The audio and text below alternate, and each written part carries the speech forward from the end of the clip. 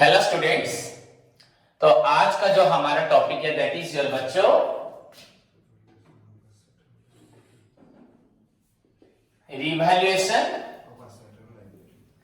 Of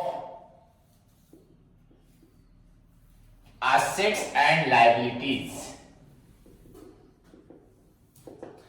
सो बच्चों हमारा today's topic is your revaluation of assets and liabilities. तो एक बार फिर से बच्चों प्रीवियस क्लास में जो पढ़ी थी उसको मैं 2 मिनट फिर से आपको रिमाइंड करवाता हूं। बच्चों प्रीवियस क्लास में हमने 2 ट्रीटमेंट पढ़ी थी, एक्चुअली 4 ट्रीटमेंट, बट 2 बच्चों ट्रीटमेंट थी। वन फॉर आपका undistributed profits and reserve, and बच्चों दूसरा जो आपका था दैट इज फॉर आपका कोई भी लॉसेस, अनडिस्ट्रीब्यूटेड लॉसेस एंड आपका revenue expenditure, deferred revenue expenditure. तो बच्चों रिकंसिलिएशन के टाइम पे अगर आपके पास कुछ भी अनडिस्ट्रीब्यूटेड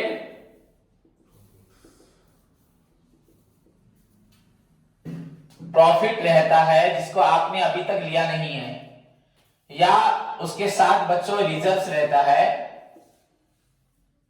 आइदर प्रॉफिट और रिजर्व हो या बोथ हो, तो फर्स्ट ऑफ ऑल पार्टनर्स को इस प्रॉफिट एंड रिजर्व्स को ले लेना है, क्लोज कर देना है अकाउंट्स, या उसमें और एक ऑप्शन है अगर वो चाहे तो एडजस्टिंग एंट्री पास कर सकते हैं। तो देयर आर 2 केसेस बच्चों। फर्स्ट ऑफ ऑल आपका प्रॉफिट अकाउंट क्लोज हो जाएगा तो प्रॉफिट क्रेडिट बैलेंस है, रिजर्व भी क्रेडिट बैलेंस है, तो profit and loss account debit. कोई ऐसा प्रॉफिट अकाउंट नहीं होता, प्रॉफिट अकाउंट मतलब प्रॉफिट एंड लॉस, लॉस भी होगा profit and loss, so profit and loss account debit, reserves account debit to old partners capital account. तो जो प्रॉफिट था, जो रिजर्व था, उसको ओल्ड पार्टनर्स अपनी ओल्ड रेशियो में शेयर कर देंगे। डन। देन अगर वो लोग चाहते हैं कि हम लोग क्या प्रॉफिट एंड लॉस अकाउंट या रिजर्व अकाउंट को क्लोज नहीं करेंगे, देन और एक उनके पास एक ऑप्शन है, वो एडजस्ट कर सकती है। कल से जिसको गेन हो रहा है उस प्रॉफिट में एंड इस रिजर्व में जो गेन हो रहा है उतना अमाउंट वो इसको दे देगा। मतलब आपका गेनिंग रेशियो कैलकुलेट करके आप प्रॉफिट एंड रिजर्व का जो टोटल अमाउंट को प्लस करके आप निकाल लीजिए कितना गेन हो रहा है, एंड उसको ट्रांसफर कर दो किसको, सैक्रिफाइसिंग पार्टनर को। सो एंट्री विल बी बच्चों आपका गेनिंग पार्टनर्स कैपिटल अकाउंट। तो कौन देगा, गेनर देगा, लेगा कौन, सैक्रिफाइसिंग पार्टनर। तो gaining partners capital account debited to sacrificing partners capital account. तो सिमिलरली सेकंड जो केस था वो आपका था अनडिस्ट्रीब्यूटेड लॉसेस, एंड यहां पे आपके पास था एक्सपेंडिचर ना, नहीं। तो वैसे अगर बच्चों जैसे हमारे पास प्रॉफिट या रिजर्व था, वैसे अगर कुछ लॉस को हमें मीट करना है, कुछ पेमेंट्स हमें डेफर्ड अभी तक दिया नहीं है, तो उसके लिए भी क्या करोगे आप, उसको आइदर पेमेंट कर दो, अदरवाइज आज जो गेनर है होने जा रहा है, गेनर आज जो गेनर नहीं, रिकंसिलिएशन के बाद जो गेनर है बच्चों उसको इस लॉस में ज्यादा पेमेंट करना पड़ेगा, इस एक्सपेंसेस का ज्यादा अमाउंट देना पड़ेगा। सो डेफिनेटली वो क्या चाहेगा, आइदर भैया आज आप दे दो अपना पर्सन, मैं अपना दे दूं। तो अगर पेमेंट कर दो दैट मींस अकाउंट क्लोज हो जाएगा, account close means loss and expenditure बहुत डेबिट होते हैं, अब क्रेडिट हो जाएगा। So all partners capital account debited to profit and loss account to expenditure account, जो भी होगा, if they decide to close the account. अगर वो चाहते हैं क्लोज ना करे, पेमेंट तुरंत ना करे, बस एक एडजस्टिंग एंट्री पास करे, तो एडजस्टिंग एंट्री किसके बेस पे होगा, आज जो गेनर होने जा रहा है उसको ज्यादा लेना पड़ेगा, कल ज्यादा देना पड़ेगा इस पर्सन का, कल से जो लॉस होगा उसमें वो इक्वली देगा, कल से जो प्रॉफिट होगा उसमें इक्वली लेगा, पर आज तक जो लॉस था, जो एक्सपेंडिचर था, उसमें उसको कम देना था। पर अगर हम लोग क्लोज नहीं करते तो कल उसको ज्यादा देना पड़ेगा, मतलब गेनर का लॉस होगा। तो एंट्री विल बी बच्चों sacrificing partners capital account debited to gaining partners capital account, समझ में। तो सैक्रिफाइसिंग पार्टनर्स डेबिट हो जाएगा एंड गेनिंग पार्टनर क्या होगा, क्रेडिट। उसको सैक्रिफाइसिंग पार्टनर गेनिंग पार्टनर को एक्स्ट्रा जो लॉस या एक्सपेंसेस मीट करना है उसको वो अमाउंट दे देगा। सो दैट बच्चों क्लियर, ठीक है। तो ये हमारे पहले 2 केस थे जिसमें हमने पढ़ा था अबाउट द एडजस्टमेंट या आपका क्लोजिंग एंट्री हो, जो भी हो, undistributed profit and reserve, and second one is आपका कोई भी लॉस या एक्सपेंडिचर। तो बच्चों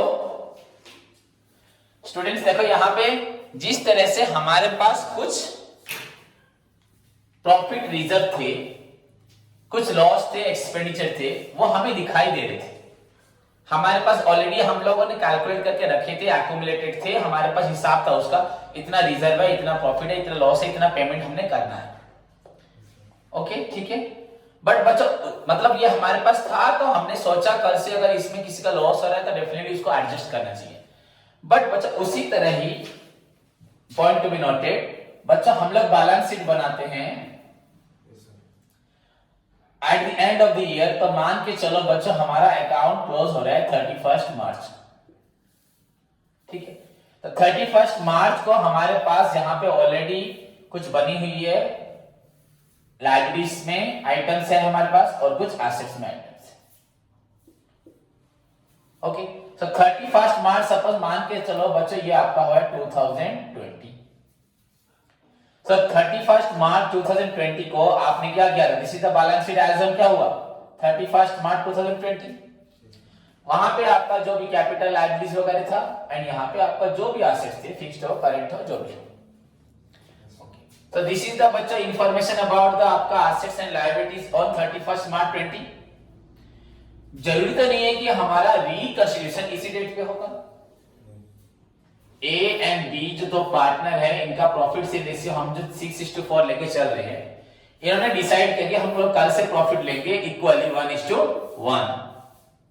तो इन्होंने ये डिसाइड जो किया, सपोज ये आज किया बच्चों 28 हो रहा है नहीं?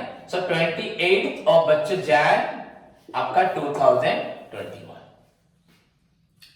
ओके, तो इस डेट पे हम लोग रिकंसिलिएशन करने जा रहे हैं। कल 29 से हमारा प्रॉफिट इक्वली शेयर होगा। तो इसी डेट पे मेरे पास जो प्रॉफिट था, जो रिजर्व था, जो लॉस थे, जो पेमेंट्स पेंडिंग थे, हमें वो तो सब दिखाई दे रहा था। हमने इनके लिए एडजस्टमेंट्स कर दिया। क्लियर? आइदर क्लोज कर दिया या एडजस्ट कर दिया। यहां पे भी क्लोज कर दिया, एडजस्ट कर दिया। सिमिलरली बच्चों क्या है, हमारे पास लायबिलिटीज भी है, एसेट्स भी है ना नहीं? सपोज हमने बैंक से लोन लिया था, बैंक को हमने रिटर्न लोन लिया था, उस पे इंटरेस्ट बच्चों बढ़ के लोन बढ़ चुका है। और एक चीज, सब हमने सन्डी क्रेडिट है जिससे हम लोग उधार में सामान खरीदते हैं। तो सपोज मान के चलो हमने फलक से बच्चों 1000 रुपीज का सामान लिया था, यहां पे लिखा है सन्ड्री क्रेडिटर कितना 1000 हो गया। तो अभी बच्चों सपोज ऐसा क्या हुआ, हमने लक्ष्मी से बच्चों और 500 का सामान ले लिया है, तो लाइब्रेरी हमारी क्या होगी, बढ़िए। तो इस साल जो ये 500 रुपए का लोन एक्स्ट्रा बढ़ा, हाँ या नहीं, इस 500 रुपए में मुझे कितना रिटर्न करना है 300, मेरा 6 है ना, एंड उसको कितना रिटर्न करना है 200। हमारा इस 31 मार्च को हमारे पास क्रेडिट था 1000, बट आज की डेट पे अगर हम देख रहे हैं 28 जन को, तो हम लोग बैलेंस शीट नहीं बना रहे ना। बैलेंस शीट तो फिर at the end of the year में बनेगा। क्लियर? वैसे बच्चों बैलेंस शीट कभी एक दिन में बनाया नहीं जा सकता, बहुत टाइम लगता है। हम बोलते जरूर पर कोई भी कंपनी एग्जैक्टली बच्चों 31 मार्च को भी बैलेंस शीट बना नहीं पाती। इंडिया में शायद 1-2 कंपनीज है, इन्फोसिस वगैरह, वो जो कर पाते हैं। तो बहुत ये सिंपल सी बात नहीं है कि एक दिन में सब हो जाएगा। हाँ, 3-3, 4-4 महीने, 6-6 महीने लग जाते हैं बच्चों इनको बनाने में। तो बस आप बस इतना सोचो कि यहाँ पे हमारा रिकंसिलिएशन हो रहा है, इसका मतलब नहीं, इट डजंट मीन कि हम तुरंत सभी P&L अकाउंट, बैलेंस शीट सब बनाएंगे नहीं। पर बच्चों देखो यहाँ पे आपको मालूम पड़ेगा, लाइक हमारे पास प्रॉफिट, रिजर्व, लॉस, एक्सपेंडिचर हमें दिखाई दे रहे थे। एक इंसान था लक्ष्मी, उससे मैंने 500 रुपए लिया था इस साल। हाँ, तो लाइब्रेरी जो हमारी 500 रुपए है, उसमें ए का हिस्सा 300, बी का कितना है 200। अगर इसको आप तो नजरअंदाज कर दोगी, इग्नोर कर दोगी, अगेन क्या होगा, कल क्या होगा, इसको 250, इसको 250 देना पड़ेगा। नुकसान हुआ कि नहीं हुआ? किसका नुकसान हुआ? बी का नुकसान हुआ। तो एज बच्चों जैसे कि आपको ये आइटम दिखाई दे रहे थे, ये आइटम आपको दिखाई नहीं दे रहे। कैसे नहीं दिखाई दे रही? आप लेजर्स नहीं आपने चेक किए, ट्रायल बैलेंस नहीं बना, बैलेंस शीट नहीं बना, बस आपने जर्नल किए या लेजर ऐसे बना के रखे। सो बच्चों जैसे कि जस्ट लाइक बच्चों आपका profit loss reserve expenses, there are बच्चों आपका सर्टेन एसेट्स भी है, लायबिलिटीज भी है जो इंक्रीज या डिक्रीज हुई होगी, हाँ या नहीं? सपोज उधार में बेचा है, उधार में बेचा तो डेब्टर एसेट हो, हाँ या नहीं? ओके, कैश बच्चों एसेट है, कैश एट बैंक एसेट है कि नहीं? कैश दो प्रकार होता है, एक हैंड में जो कैश इन हैंड, जो बैंक में होता है कैश एट बैंक। बैंक बच्चों कैश एट बैंक यहां पे था हमारा 1 लाख, ओके, इस डेट पे हमें मालूम पड़ रहा है बैंक में कितना है 1,50,000, तो इस 50,000 पे हक किसका ज्यादा है? ए का है, बी का कम है, नुकसान होगा कि नहीं होगा, हाँ या नहीं? तो बच्चों आपको ये चीज दिखाई दे रही है कि मेरे पास इतना बोतल में पानी है, इतना मेरा हिस्सा है, उतना हिस्सा है। जो नहीं दिखाई दे रहा उसको भी तो हिसाब किताब करना पड़ेगा कि नहीं पड़ेगा? ढूंढो, सारे हिसाब करो, एंड करके अगर देख लो बढ़ गई एसेट तो प्रॉफिट, लायबिलिटीज कम गई है तो प्रॉफिट, लायबिलिटीज बढ़ गई है तो लॉस, एसेट्स कम गई है तो लॉस, हाँ या नहीं? अगर आपका एसेट्स बढ़ती है, हाँ, प्लस बच्चों आपका लायबिलिटीज घटती है, ये दोनों क्या इंडिकेट कर रहा है? प्रॉफिट को। हो गया, तो इन सबको एक साथ रखेंगे, देखो इन दोनों, सपोज इन दोनों का टोटल हमने यहां लिखा, कितना एसेट्स बढ़ा कितना लायबिलिटी घटा, दोनों को प्लस कर दिया। सपोज एसेट्स बढ़ा 700, लायबिलिटीज घटा बच्चों आपका 400, हाँ या नहीं? तो एक्चुअली प्रॉफिट कितना हुआ है? 1100, तो हो गया 1100 हो गया। तो इन दोनों को एक साथ रखेंगे, एक साथ ना प्लस किया ना मैंने। वैसे ही मान के चलो बच्चों एसेट्स आपका क्या हुआ? घट रहा है, यहां पे एसेट्स घट रहा है, लॉस हो रहा है। वैसे ही बच्चा लायबिलिटीज बढ़ रहा है, हाँ बढ़ रहा है मतलब लॉस हो रहा है। तो सब एसेट्स घट गया बच्चा 200, लायबिलिटीज बढ़ गया, अभी तो मैंने बोला था इससे लक्ष्मी से 500 का, लायबिलिटीज कितना बढ़ गया 500, तो टोटल लॉस कितना हो गया? तो ओवरऑल तुमको क्या मालूम पड़ रहा है? प्रॉफिट पोर्शन कितना हुआ आपका 1100, लॉस कितना हुआ 700, तो क्या हुआ इनको हिसाब करने से 400, तो ये 400 क्या निकला? प्रॉफिट। तो इस प्रॉफिट पे किसका हिस्सा ज्यादा है? ए का, और बी का क्या है? डेफिनेटली कम है, हाँ कुछ 3:30 क्लास खाली काली पाई कन्फ्यूजन कर ग्रुप पे मैसेज कर दो।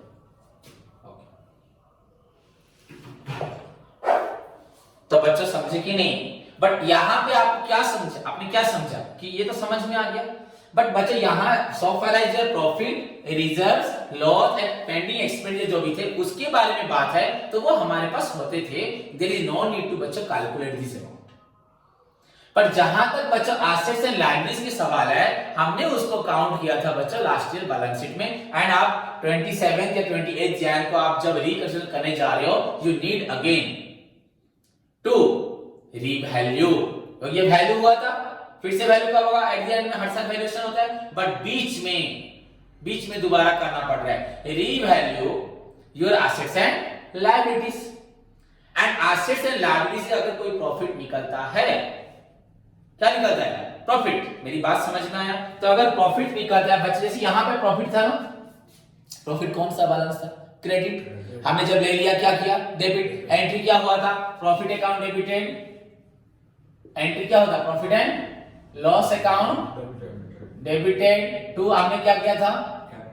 ऑल पार्टनर्स कैपिटल और करेंट अकाउंट। ठीक है, हमने ये लिखा था ना। वैसे ही बच्चों जब आपको इस बैलेंस शीट से जो पुराने एसेट लायबिलिटीज थे एंड आज की आप एसेट लायबिलिटी को काउंट करोगे, चेक करोगे, इफ यू सी बच्चों वहां पे हमें क्या मिल रहा है? प्रॉफिट। तो किससे प्रॉफिट मिला? Revaluation of assets and liability से हमें क्या मिला? प्रॉफिट मिला। समझ में आया? तो हमें यहां से क्या मिला? प्रॉफिट मिला। तो बच्चों प्रॉफिट मतलब यही एंट्री होगा ना? बट क्या लिखोगे हम लोग? क्या लिख सकते हैं बच्चों? Revaluation of asset and liability. इतना बड़ा लिखने की जरूरत नहीं है, तो जस्ट रीवैल्यूएशन अकाउंट। ठीक है। 2 क्या होगा, किसको मिलेगा प्रॉफिट, ऑल पार्टनर्स। मैंने ओवरऑली जो आज का टॉपिक है उसको मैं समझा रहा हूं, लगभग खत्म होने जा रहा है, ठीक है। नेक्स्ट, अगर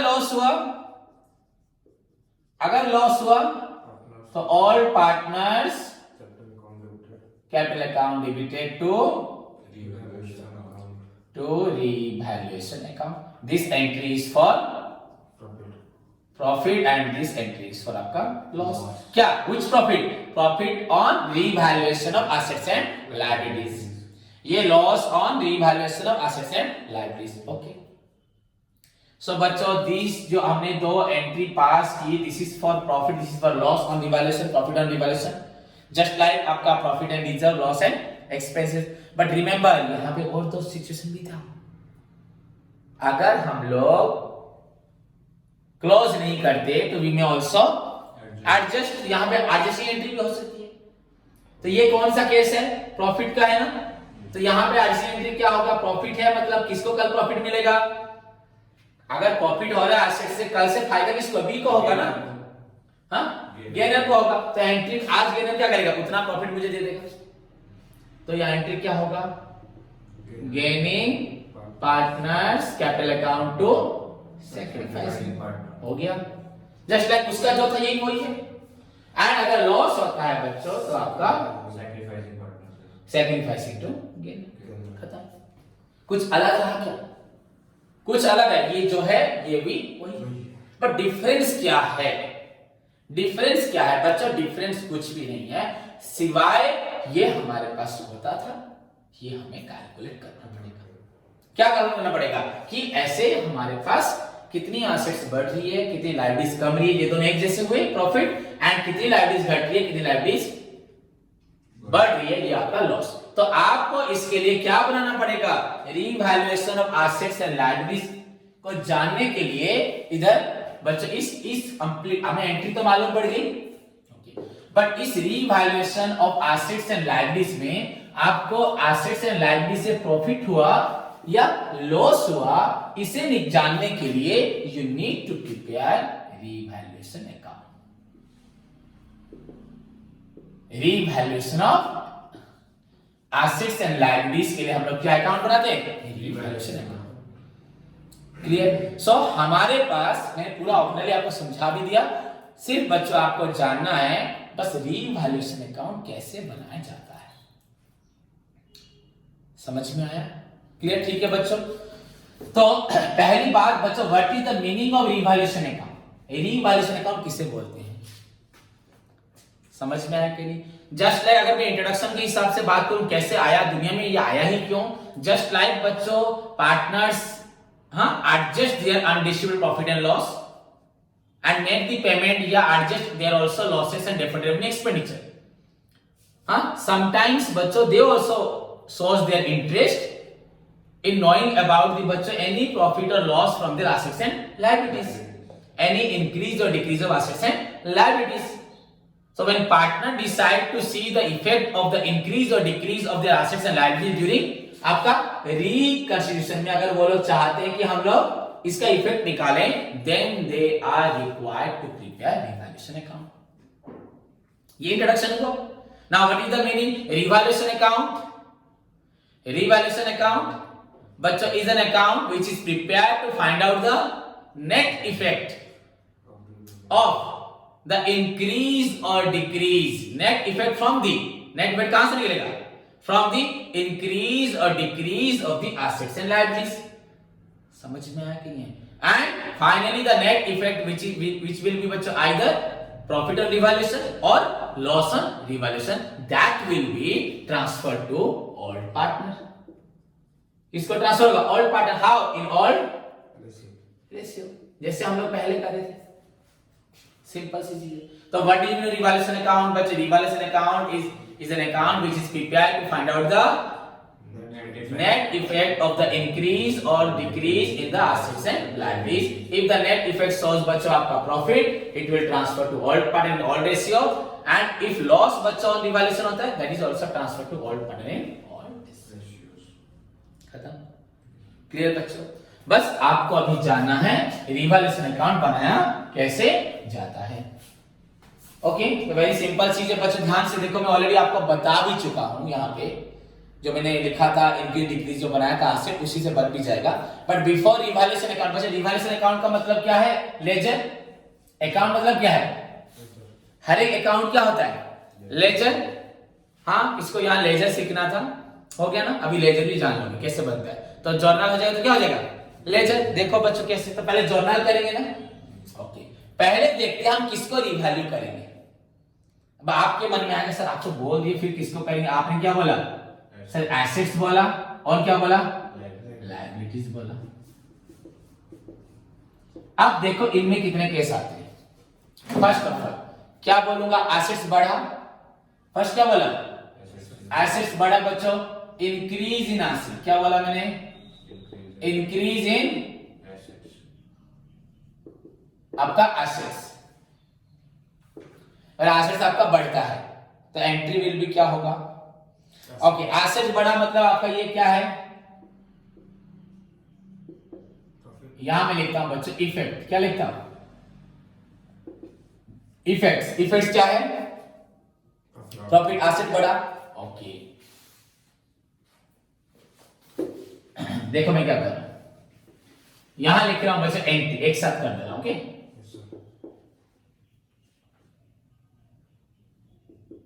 एंट्रीज। एंट्रीज बच्चों क्या होगा? यहां देखो। ओके, एसेट बढ़ रहा है, आपको मालूम है silver rule, increase in asset debit, decrease asset credit. तो एसेट बढ़ रहा है मतलब क्या होगा?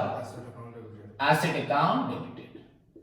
एसेट्स अकाउंट मैं डायरेक्ट एंट्री लिख दे रहा हूं, आप बुक देखोगे तो वहां लिखा होगा एसेट डेबिट रिवैल्यूएशन क्रेडिट। क्या लिखा होगा? एसेट डेबिट, वही अगर डेबिट क्रेडिट उसको एंट्री लिखने से क्या होगा? Assets account debited to revaluation account. हो गया। सेकंड बच्चों बताओ, आपका सेकंड क्या है?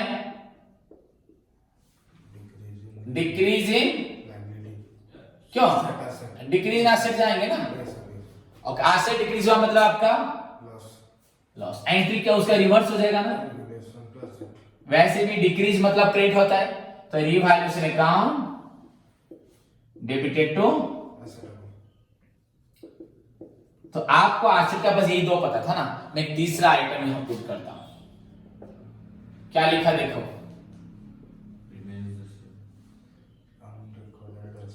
क्या लिखा मैंने? अनरिकॉर्डेड एसेट है या नहीं? सपोज मैंने यहां पे अमन को 5,000 का सामान बेचा था, उसको लिखा ही नहीं था, उधार में बेचा था, तो वो क्या है? डेब्टर है, एसेट है। या उसका कैश मिला था, कैश को भी लिखा नहीं था, वो भी एसेट है। तो अनरिकॉर्डेड एसेट मतलब एसेट बढ़ा ना कमा? बढ़ा। अभी मालूम पड़ा मतलब बढ़ा, पहले कमा हुआ था, तो अनरिकॉर्डेड एसेट भी हमारे लिए क्या है? प्रॉफिट। हो गया, ठीक है। तो इसमें एंट्री क्या होगा फिर? प्रॉफिट वाला एंट्री क्या है? एसेट्स अकाउंट डेबिटेड टू बच्चों आपका रिवैल्यूएशन अकाउंट। हो रहा है, समझ में आ रहा है? ठीक है बच्चों, पूरा इजी है ना। वैसे ये तीन एंट्री मैंने किस लिए की? एसेट्स के लिए। ओके, अब वो किसकी तरफ करेंगे? लायबिलिटी। तो देखो लायबिलिटी में कैसे इसका इंपैक्ट पड़ता है। तो फोर्थ बिट इज बच्चों आपका इंक्रीज इन लायबिलिटीज, लिएबिलिटीज। ओके, ये क्या होगा आपका? लॉस। एंड लॉस का एंट्री क्या होगा? हो गया, तो यहां लिखो क्या? रिवैल्यूएशन अकाउंट टू बच्चा लायबिलिटी एक होगा ना, बहुत सारा होगा, वेरियस। यहां पे बच्चा एसेट्स भी एक होगा ना, बहुत सारे होंगे, क्या होगा? वेरियस। ये भी क्या होंगे? वेरियस होंगे कि नहीं होंगे? बहुत सारे एसेट्स होंगे। सपोज जितने फर्नीचर बढ़ा, बिल्डिंग बढ़ा, जो फर्नीचर तो घटेगा, डेप्रिसिएशन होगा, बिल्डिंग लैंड का वैल्यू बढ़ रहा है, एप्रिशिएट हो रहा है, तो जो बढ़ेगा कैश बढ़ा तो डेबिट। तो वेरियस एसेट्स हुआ, जितने भी एसेट्स, इसलिए मैंने एसेट्स लिखा है। क्या लिखा था? ओके, समझ में आया? तो यहाँ पे भी बच्चों क्या होगा? ये तो अनरिकॉर्डेड एसेट, ये भी अगर जो होगा तो एसेट्स हो गया, ये भी वेरियस एसेट्स, ये भी वेरियस है। अब यहां क्या वेरियस लायबिलिटीज हुआ। ओके, नेक्स्ट बच्चों उसके बाद कितने पॉइंट्स हुए? नेक्स्ट सी, फिफ्थ नंबर क्या लिखें? Decrease in liabilities, it is your आपका लोन कम रहा है मतलब profit. Clear? Okay, that means बच्चे यहां एंट्री क्या होगा आपका? जहां जहां कम हुआ है वेरियस लायबिलिटीज अकाउंट आपका debited to revaluation account. Just see बच्चों किस तरह से मैं कर रहा हूं एंट्रीज, बस देखो ध्यान से।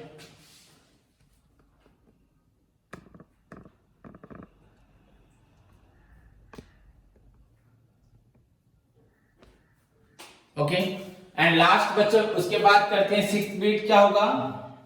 वैसे ही मैंने किसे उधार लिया था, हाँ उधार लिया, जबरदस्त से उधार लिया था, पर मुझे अब याद है, तो लाइबिलिटी और बढ़ रहा है या नहीं?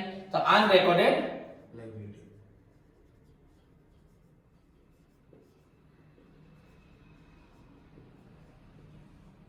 ये आपका क्या है? लॉस। तो एंट्री क्या हो जाएगा बच्चों? Revaluation account debited to various जितने भी होंगे थोड़ा अनरिकॉर्डेड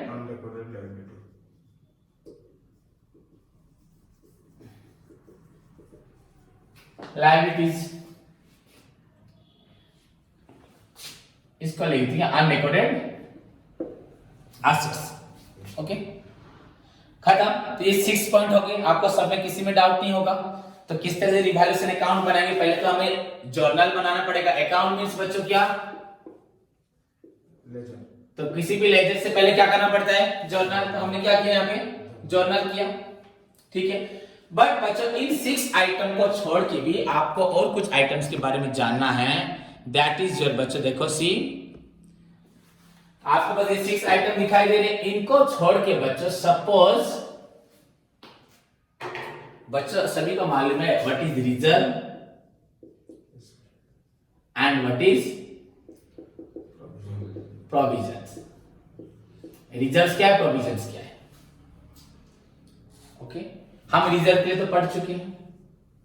फर्स्ट पॉइंट यही था, अनडिस्ट्रीब्यूटेड प्रॉफिट एंड रिजर्व्स।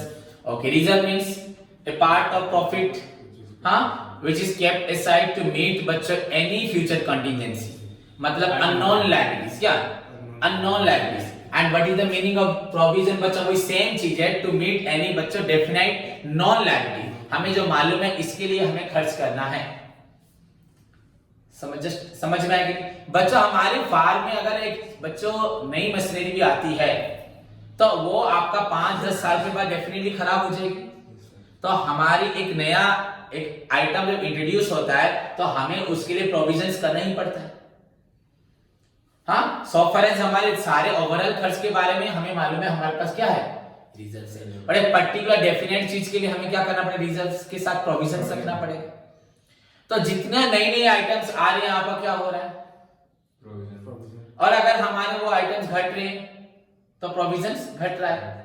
तो हमारे पास जस्ट लाइक, तो प्रोविजंस बढ़ रहा है मतलब लायबिलिटी बढ़ रहा है ना कम रहा है? तो प्रोविजन किसको इंडिकेट कर रहा है? लायबिलिटी। हाँ या नहीं? समझ में आ रहा है कि नहीं आ रहा है? ओके, हमारे घर में एक मेंबर ऐड होता है, इसका मतलब क्या होता है बच्चा? खर्चा बढ़ता है कि नहीं बढ़ता? उसके लिए सोचना पड़ता है कि नहीं पड़ता? हाँ, ओके, घट रहा है मतलब ऐसा देखा जाए तो प्रैक्टिकली सब खुश हो रहे होंगे मन में, हाँ कि हमारा हिस्सा बढ़ रहा है। तो प्रोविजंस क्या है? इतने भी निर्दयी मत बनो, मरने पे खुश हो जाओगे, पापा मर रहा। आजकल लोग भी हो रहे हैं नहीं खुश, भाई मर रहा है तो 3 भाई थे 2 हो गए क्या? अरे वो भी मर जाए, वो मरने पर वो भी मर जाए तो सारा मुझे ही मिलेगा। पर शादी नहीं होगा, नहीं तो उसकी बीवी ले जाएगी ना।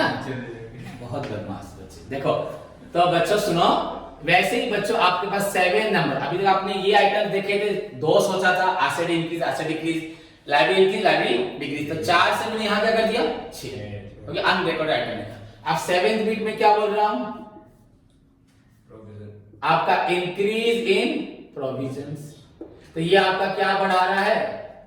प्रॉफिट ना लॉस? लॉस। एंड इसका एंट्री बच्चों क्या होगा? लॉस हो रहा है मतलब एंट्री क्या होगा हमारा? बोलो कैसे? रिवैल्यूएशन अकाउंट डेबिटेड टू आपकी जो भी प्रोविजंस होंगे।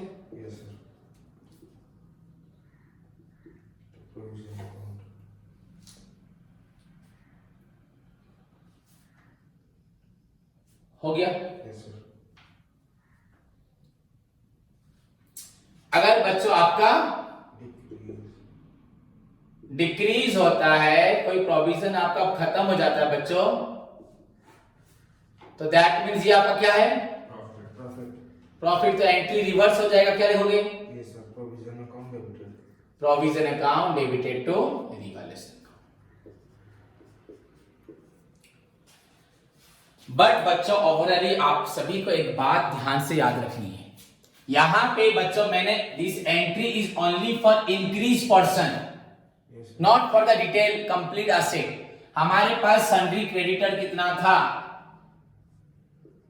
मैंने बोला था 500 ना 1000 सपोज फलक से लिया था ना। अब मुझे याद, हमने देखा कि लक्ष्मी से भी हमने कितना लिया है?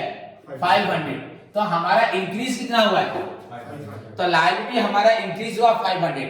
दिस एंट्री बच्चों only for the person of increase और decrease, not for the entire assets और लायबिलिटीज। जो इंक्रीज है उसके लिए, वेरियस एसेट्स मतलब यहाँ जो अमाउंट होगा, अमाउंट ऑफ आपका इंक्रीज के लिए, जितना इंक्रीज हुआ है जितना डिक्रीज हुआ है उसके लिए होगा, नॉट फॉर द एसेट कितना है।